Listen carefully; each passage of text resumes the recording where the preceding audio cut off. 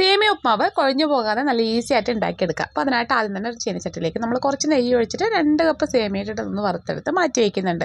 ഈ ഒരു കടായിലേക്ക് നമ്മൾ കുറച്ച് എണ്ണ ഒഴിച്ച് കൊടുത്തിട്ട് കടുകും ഉഴുന്ന് പരിപ്പും കടലപ്പരിപ്പും ഇട്ട് കൊടുക്കുന്നുണ്ട്. അതിലേക്ക് ചെറിയൊരു സവാള ചെറുതായിട്ട് അരിഞ്ഞ് ചേർക്കുന്നുണ്ട്. ഒരു കഷ്ണം ഇഞ്ചി കൂടി ചേർക്കുന്നുണ്ട്. എന്നിട്ട് നമുക്കൊരു 3 പച്ചമുളക് നീളത്തിൽ ഇതുപോലെ അരിഞ്ഞ് ചേർക്കാം. കുറച്ച് കറിവേപ്പില കൂടി ഇട്ടിട്ട് നന്നായിട്ട് വഴറ്റിയെടുക്കാം. എല്ലാം നന്നായിട്ടൊന്ന് വഴറ്റിയെടുത്ത് കഴിഞ്ഞാൽ നമുക്കിതിലേക്ക് ഇഷ്ടമുള്ള പച്ചക്കറികൾ ചേർക്കാം. ഞാനവിടെ ഒരു ചെറിയൊരു ക്യാരറ്റും 3-4 ബീൻസും എടുത്ത് ചെറുതായിട്ടൊന്ന് അരിഞ്ഞ് ചേർക്കുന്നുണ്ട് കേട്ടോ. എന്നിട്ട് നന്നായിട്ട് വഴറ്റിയെടുക്കുക. അതിനുശേഷം അതിലേക്ക് ആവശ്യത്തിന് വെള്ളം ഒഴിച്ച് കൊടുക്കാം. അപ്പോൾ നമ്മൾ സേമിയ എടുത്ത് അതേ കപ്പിലാണ് വെള്ളം ഒഴിച്ച് കൊടുക്കുന്നത്. 2 കപ്പ് സേമിയയ്ക്ക് 3 കപ്പ് വെള്ളമാണ് കേട്ടോ ഒഴിച്ച് കൊടുത്തിട്ടുള്ളത്. ഇനി നമ്മളിതിലേക്ക് ആവശ്യമുള്ള ഉപ്പ് കൂടി ഇട്ട് കൊടുത്തിട്ടുണ്ട് കേട്ടോ. എന്നിട്ട് വെള്ളം നന്നായിട്ട് തിളച്ച് വന്ന ശേഷം നമ്മളിതിലേക്ക് സേമിയ ഇട്ട് കൊടുക്കുന്നുണ്ട്. എന്നിട്ട് നമുക്ക് കുറച്ച് സമയം അടച്ച് വയ്ക്കാം. കുറച്ച് കഴിഞ്ഞിട്ട് ഒന്ന് വേണമെങ്കിൽ നമുക്കിതുപോലെ തുറന്നിട്ട് ഇളക്കി കൊടുത്തിട്ട് വീണ്ടും ഒന്ന് അടച്ച് വയ്ക്കാം. ഒരു 10 മിനിറ്റ് ആകുമ്പോഴേക്കും നമ്മുടെ സേമിയ ഉപ്മാവ് റെഡിയാവും. അപ്പോൾ കുഴഞ്ഞൊന്നും പോകാതെ ഈസി ആയിട്ട് നല്ല ടേസ്റ്റി ആയിട്ടുള്ള ഉപ്മാവ് റെഡി ആയിട്ടുണ്ട്. അപ്പോൾ എല്ലാവരും ഒന്ന് ട്രൈ ചെയ്ത് നോക്കിയിട്ട് നിങ്ങളുടെ ഫീഡ്ബാക്ക് അറിയിക്കാൻ മറക്കരുത്. ഇഷ്ടമാവണമെങ്കിൽ ഒന്ന് ലൈക്ക് ചെയ്യണേ.